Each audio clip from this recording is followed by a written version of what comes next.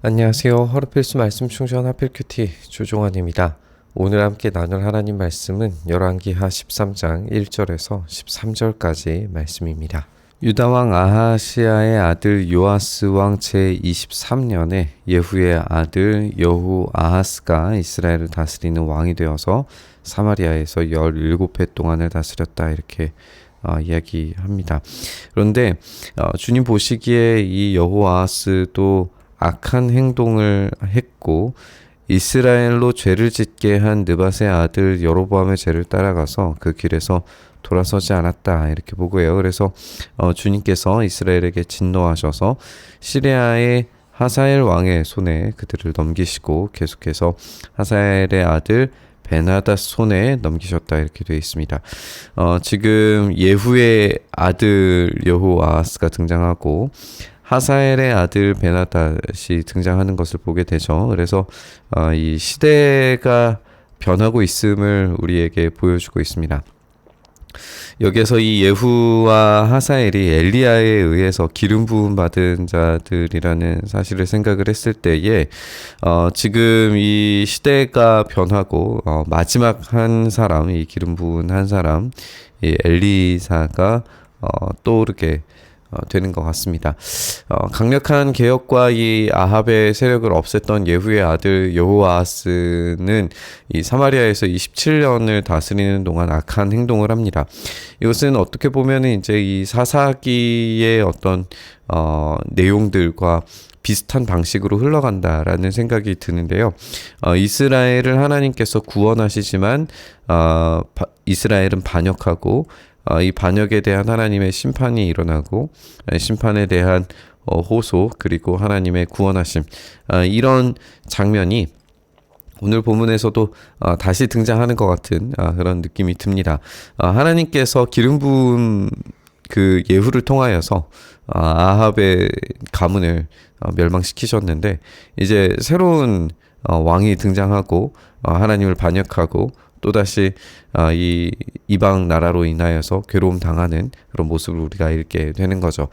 하나님의 말씀에서 이제 벗어나 있고 죄악 속에서 통치를 계속하고 있는 이 상태에서 하나님께서 어떤 구원을 준비하시고 또 일으키시는지 우리가 본문을 통해서 살펴보게 됩니다. 그러나 여호아하스가 주님께 간절히 용서를 구하니, 우리가 아까 살펴본 것처럼 사사기 전형에서 이 회개했을 때 하나님께서 구원을 주시는 그런 모습을 여기서도 이제 발견할 수 있게 되는 거죠. 주님께서 그의 간구를 들어주셨다. 이스라엘이 시리아 왕의 억압으로 고난을 받고 있음을 보셨기 때문이다. 사사기적 표현이라고 우리가 좀 생각을 해보면 좋겠습니다. 그래서 주님께서는 이스라엘의 구원자를 보내어 시리아의 손에서부터 벗어나게 하셨고 이스라엘 자손은 예전처럼 그들의 장막에서 편하게 살았다라고 이렇게 되어져 있습니다. 여기에서 이 구원자라고 하는 인물이 누구인지 나오지 않아요. 그렇다면 이 구원자는 과연 누구일까 생각을 해보게 되는데 여기에서 우리는 이 구원자가 엘리사일 가능성이 매우 높다라고 하는 점을 지적을 할 겁니다. 왜냐하면 우리가 아까도 이제 살펴본 것처럼 예후의 아들이 있었고 그리고 하사엘의 아들이 등장을 했습니다.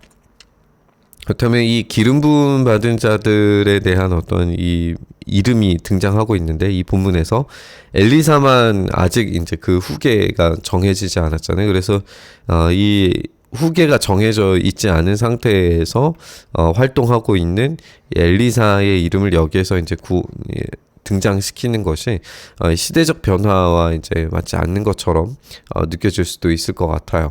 어쨌든 이 구원자의 이름과 구체적인 행동이 드러나지 않는데 이 점을 우리가 좀 생각을 해봤을 때, 그렇다면 하나님께서 이 구원자를 보내시는 이 이름이 공석이 되면서 생기는 이미지 또는 이제 의미가 담겨 있게 될 겁니다. 그건 뭐냐면 엘리야와 엘리사가 이스라엘의 말과 마병으로서 이스라엘을 구원하는 이 사사, 선지자와 같은 그런 역할을 한 것이라면 지금 고통받고 있는 상태에서 하나님께 용서를 구하고 하나님께서 그 간구를 들어주시고 구원자를 보내주심으로써 평안을 되찾게 되는 이 사사기적인 과정 가운데에서 이제 이 구원자로서의 역할을 하는 엘리사도 곧 시대가 저물어 죽게 될 거란 말이죠. 그러면 이 구원자의 자리에 과연 누가 올 것인가라는 의문이 든단 말입니다.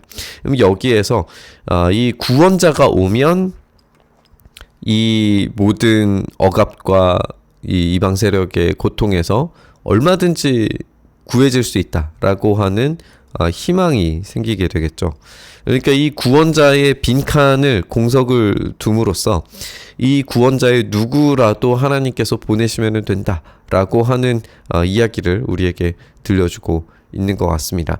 이 무명의 구원자라고 하는 사실로 인해서 계속해서 반복하게 될 이스라엘의 반역에 하나님께서 보내실 구원자가 등장한다면 언제든지 하나님의 보호와 회복이 일어날 수 있다라고 하는 소망이 이곳에 담겨 있는 것 같습니다. 이들은 이렇게 편안을 되찾고 구원을 받았지만 그럼에도 불구하고 이스라엘 자손은 이스라엘로 죄를 짓게 한 여로보암 가문의 죄로부터 돌아서지 않고 여전히 그 길을 그대로 걸으며 사마리아에는 아세라 목상까지도 그냥 세워두었다라고 이야기합니다.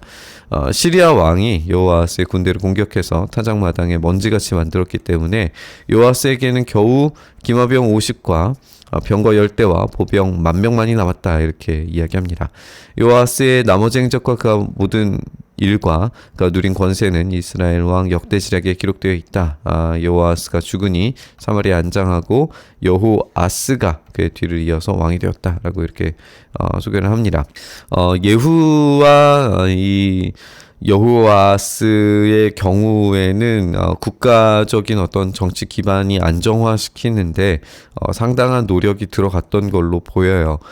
그러나 실제로 이제 역사적인 흐름을 봤을 때 여호아스나 그 이후 여로보암 2세 같은 경우에는 상당한 영향력을 되찾는 걸 우리가 보게 됩니다. 역사적으로.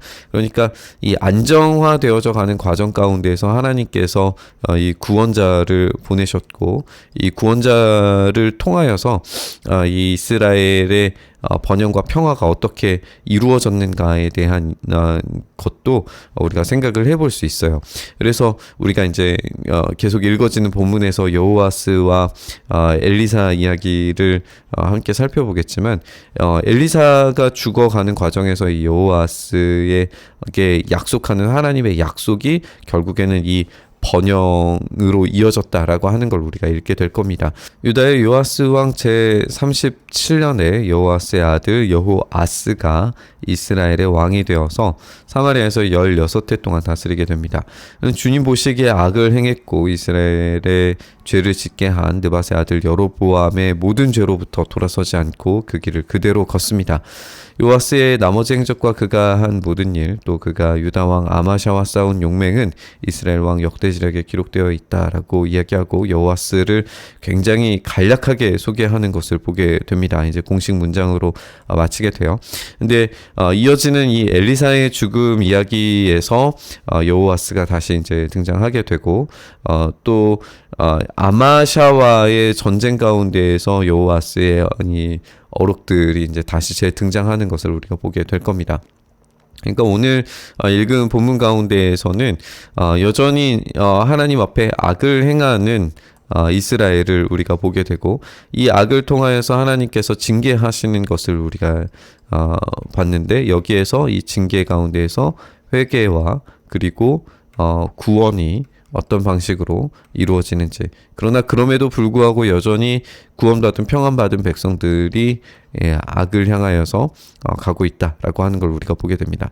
여기서 이제 핵심은 이 구원자의 등장이죠. 구원자의 등장이 무명으로 배치되면서 이 구원자의 역할에 과연 누가 올 것인가, 이것이 관심사가 될 거다라고 하는 이야기를 우리가 좀 정리해 보게 됩니다. 우리에게는 구원자가 필요합니다. 하나님께서 긍휼을 베푸심으로 구원자를 보내시는 것만이 이스라엘의 희망이고 또 우리에게도 마찬가지죠. 우리에게도 구원자가 계시는 것만이 유일한 희망입니다. 그렇다면 하나님의 긍휼을 구하기 위한 하나님의 사람, 또 간절한 기도와 간청이 선행되어야겠죠. 하지만 이스라엘에게 그런 간절한 기도와 돌이킴이 사라져가고 있다라는 것도 오늘 본문에서 살펴봤습니다. 우리에게 하나님의 긍휼이 필요한데 이 하나님께서 긍휼을 베푸실 때만이 우리의 인생과 삶에서 구원을 경험할 수 있는데 이스라엘의 이 경우와는 조금 다르게 우리에게는 기름 부음 받은 자 메시아 곧 우리 주님 예수 그리스도께서 이미 승리를 선언하셨습니다.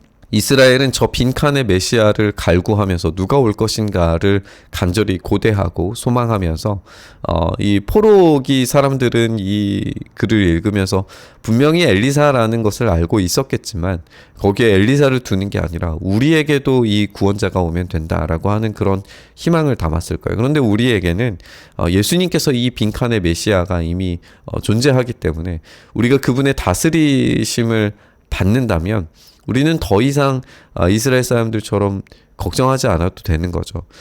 그렇기 때문에 우리는 이 사사기의 반복을 벗어나서 지속된 메시아의 다스림 속에 평화를 누릴 수 있게 된 겁니다. 우리의 문제는 그 구원자의 통치 안에 있느냐 그 밖에 있느냐로 나뉘게 될 겁니다. 우리가 메시아의 통치 안에 있을 때에는 그 평화와 위로를 얻겠지만 그 밖에 있을 때에 우리에게 그 위로와 평화는 상실될 겁니다. 오늘 우리가 이 말씀 읽으면서 우리의 이 반복된 사사기 패턴을 바꾸신 우리 주님의 일하심이 어떤 방식으로 우리에게 다가왔는가, 그 십자가의 놀라운 승리가 어떻게 우리에게 확신 있게 다가오는가를 묵상하면서 우리의 구원자이신 그분의 통치 아래에 있을 때 우리에게 위로와 평화가 경험된다는 사실을 다시 한번 생각하면서 우리의 잘못에도 불구하고 우리의 연약함에도 불구하고 여전히 우리를 평화의 왕으로 다스리시는 주님 안에 있기를 간절히 바라고 소망하면서 우리 묵상의 자리로 나아갔으면 좋겠습니다. 주님, 이스라엘은 이 무명의 구원자를 간절히 구합니다. 이스라엘이 구했던 그 무명의 구원자, 그러나 지금 우리에게는 이 구원자가 바로 우리 주님 예수 그리스도시라는 사실을 확실히 알고 있습니다. 우리가 주님 안에서만 참된 위로와 소망을 얻으며 주님 안에서만 참된 평화와 만족을 얻을 수 있는 줄 고백합니다. 주님, 반복된 죄악의 패턴에서 벗어나 주님의 다스리심 안에서 참된 위로와 소망을 우리가 경험할 수 있도록 주여 역사하여 주시옵소서. 오늘 그렇게 주님의 통치와 다스리심, 우리를 구원하심이 온전히 경험되게 하시기를 간절히 바라고 소망하며 우리 주님 예수님 이름으로 기도드리옵나이다. 아멘.